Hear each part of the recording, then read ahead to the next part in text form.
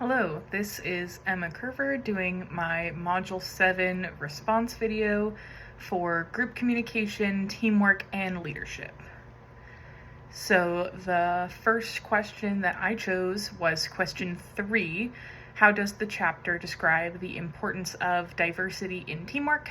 And can you relate that to a situation where diversity positively impacted your team's performance and communication? So on page 614, under the section on teamwork in the text, the book says specifically about diversity that teams can often achieve higher levels of performance than individuals because of the combined energies and talents of the members. Collaboration can produce motivation and creativity that may not be present in single contractor projects. Individuals also have a sense of belonging to the group, and the range of views and diversity can energize the process, helping address creative blocks and stalemates. In my experience, a given team is made stronger by a diversity of thought and of background. One example of diversity positively impacting our team is of my coworker, Yelisa. She is from Mexico, and her first language is Spanish. She speaks English as well, but her first language was Spanish. I cannot even count the amount of times that she has been able to help our team with communication barriers or with cultural misunderstandings. One specific example that does spring to mind is I was having some trouble with a lot of our Spanish-speaking clients filling out paperwork in a way that I thought was incorrect. They would, a lot of women were filling out the paperwork and were putting the suffix senior after their names. So either I had to go have them redo the paperwork, or I would have to go into our system and manually do their change their name, which is really tedious and time consuming in our system. And I didn't really understand why this seemed to be such a common issue with this specific demographic. And she was able to explain to me that the reason they were doing that was actually intentional. And they were using it to mean senora as opposed to miss or ms, which we did have as a prefix option, but we didn't have senora as a prefix option, so they were just putting senior because that's what they thought it meant, or that's what they were using it to mean. And I probably would have never gotten that if she hadn't told me that. And so going forward, I would just leave it unless the client let me know that it was unintentional or it was causing a specific issue. And then the next question that I chose was, let me go back. Question 5, how does the chapter discuss the value of collaboration in achieving team goals and reflect on a time when collaboration led to success or failure in a group project? So the text states on page 598 that the group is together because they have a purpose or goal, and normally they are capable of more than any one individual member could be on their own. So it would be inefficient to hinder that progress. But a blocker who cuts off collaboration does just that. They hinder that process. If a group member interrupts another and presents a viewpoint or information that suggests a different course of action, the point may be well taken and serve the collaborative process, but if that same group member repeatedly engages in blocking behavior, then the behavior becomes a problem, and a skilled business communicator will learn the difference.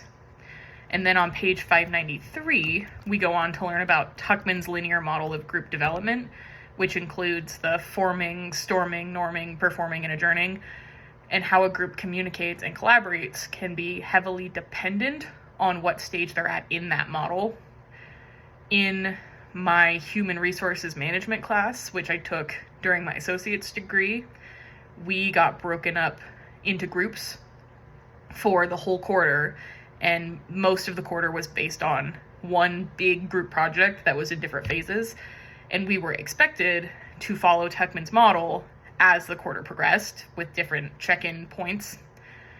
My group was able to manage our project, collaborate effectively, even throughout the storming phase, because we valued and respected each other.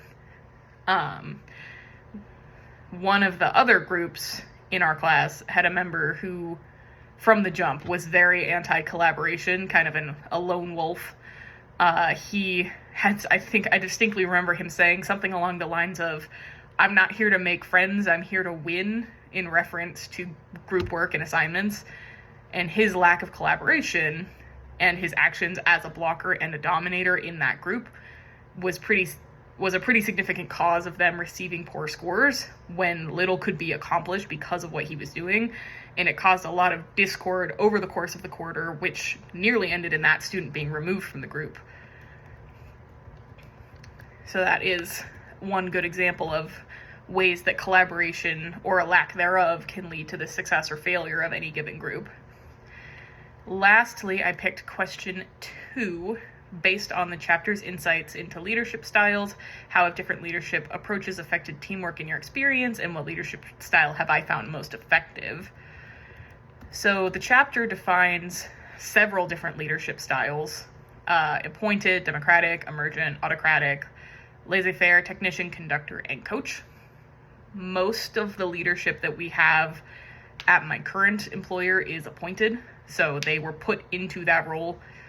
I work for a massive corporation, and we have a very hierarchical structure. Everyone knows who they directly report to and what their exact reporting structure is in their specific line of business. And so I report to my direct manager, who reports to our market leader, who reports to our market executive, who, reports up and up and up. But there are other people in our market who are in different lines of businesses who have a different hierarchical structure. My direct manager, I would say, takes the leader as a coach approach to management. He's very interested in things like action planning, individual development plans. He does a lot of one-on-one meetings for feedback for him, as well as, feedback for us, or discussions. He tries to focus very much on not only current career development, but future career development, and, individual plans on where you want to go in the company or what you want to do. A lot of the other people that I work with are also using our Works tuition reimbursement program and are back in school again, which leads to a lot of, he learns a lot from us and we learn a lot from him. But in terms of leadership styles, while I have some supervisory permissions at my job, I'm not in a directly managerial role. I have found myself in a leader as technician role at certain times because I've ended up being the process owner for a few different things and just become that default person that people come to when they need help with it. The leadership style that I found most effective in my professional career depends a lot on context, but I will say that right now I have a coworker who is in a different line of business, but works in our office and is not in a leadership role, but he's definitely stepped into that emergent leadership role.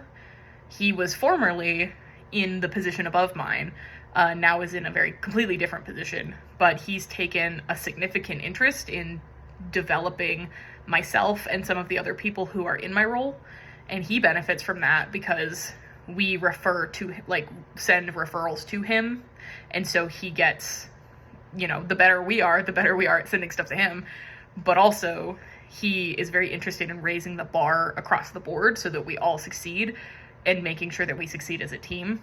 And his leadership and mentorship has been a really positive addition to our office.